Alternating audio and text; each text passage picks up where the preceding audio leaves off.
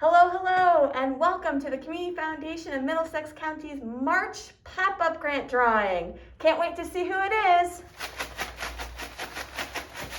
We had a lot of people. This is great. A lot of nominations.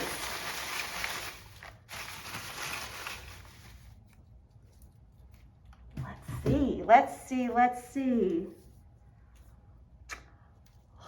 Can't wait to tell you.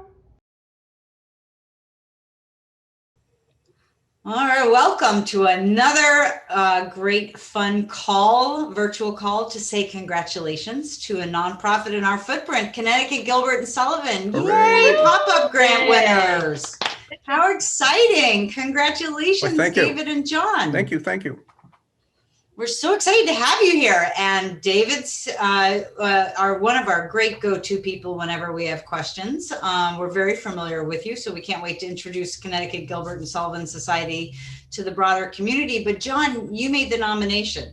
We also know that you're an insider, but you made the nomination. Tell everybody what you love about being a part of the society. The camaraderie is great, and we have some incredibly talented people. For those who have not been to our shows, highly recommend them. We do the shows that were created by Gilbert and Sullivan. There are 14 of them in total. We do one per year. They're full productions. David's our orchestra manager. We have a full professional orchestra. We have a choreographer. We have costumer. We have set design. There's a whole lot that goes into it. So I think one of the things that sets our productions apart is that they're very, very elaborate. There are plenty of other groups that do Gilbert and Sullivan, and some of them do very, very large productions like ours, but a lot of them don't. But we've always prided ourselves on the quality of what we put out there. We work very hard, and we have some very, very talented people. In fact, many of the people that are in our cast have been professionally voice trained. And one of them, we had a Josephine in 2012 who went on to sing with the Metropolitan Opera. Oh my gosh. Yeah. Wow. That's fabulous. Now, but we want to give a shout out to them too, because everybody who may be professionally trained, but many, if not most, right, of the cast are also from the region. So people get to see their neighbors on stage. Right? Absolutely. Yeah, absolutely. That's a very good point. In fact, we have people that come from all over the place. We have people that come from the shoreline. There are a couple of sisters that have been performing with us there. They live up in Windsor Locks or East Windsor. We have people coming from all over the state, and these are not professionals. None of us are none of us are professionals. Some of us have had voice training, but none of us are professionals. I perform at some of the shows as well. I certainly don't have professional training, and we really like to get new people in, and we especially like it when we get some of the kids from the high schools. We've had some casts where we've had 15, 16 kids in there. Some of these juniors and seniors that we've given principal roles to and have just knocked the ball out of the park. They've been sensational in their roles. So yes, you will get to see your friends, you will get to see your neighbors if you come to our shows. We are truly a community theater group with a wide range of ages, as John said, from high school students that are both on stage and work backstage as stage managers and help with the scenery and everything. So it's really a broad-based group that has been here in central Connecticut for since 1980. The group was actually encouraged by then Governor Ella Grasso, who was a big Gilbert and Sullivan fan, to form. So we've got quite a history in performing in this area. Oh, that's you wonderful. said the key word, David, community. That's what it's all about, building community. Exactly.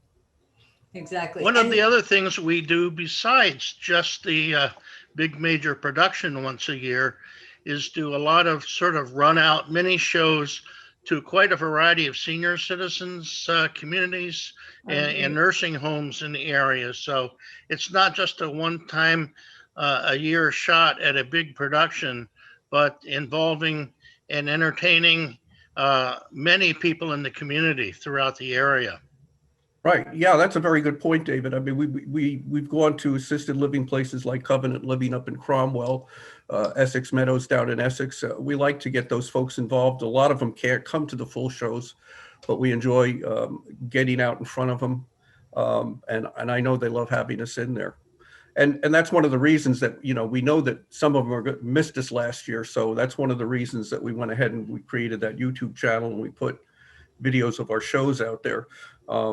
Find that there are at least some of these places that have closed circuit television, and so they, even though the common spaces weren't, you know, they couldn't occupy them during the pandemic, through the height of the pandemic, but they were able to broadcast those shows out of YouTube and into the individual clients' rooms at some of these places.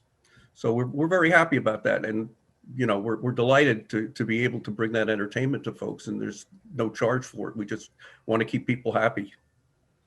I think it's wonderful that, and congratulations to you and everyone in the society for taking advantage of that, thinking outside the box we all had to do during the pandemic and figure out new ways to stay engaged and to still bring a really important component to getting through all of this, which is arts and culture into everybody's lives through your YouTube videos. And I think that's a really great opportunity. And I know you had to put some things obviously on pause, like so many others.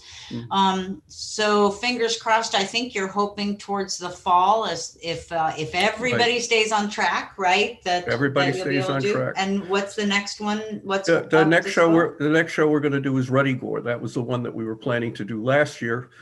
We're hoping to be able to do it this year.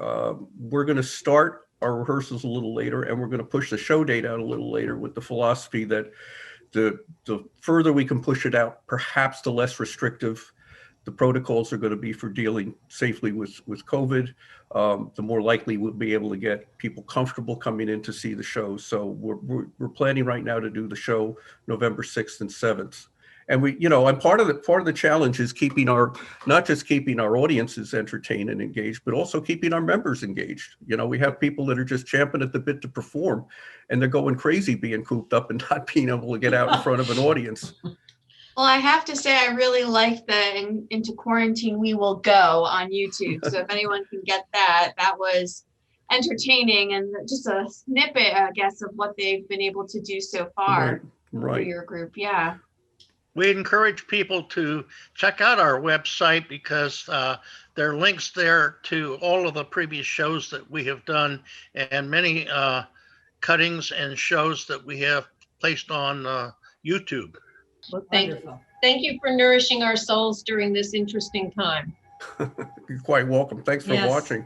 And well, congratulations. we thank the Community Foundation for and thank you such guys. a great supporter. You have supported us in providing the wonderful costumes and sets for our shows. Happy to do so. Thank you for all you do for us and for the community. Yes, definitely. So big round of applause and congratulations for all of you guys.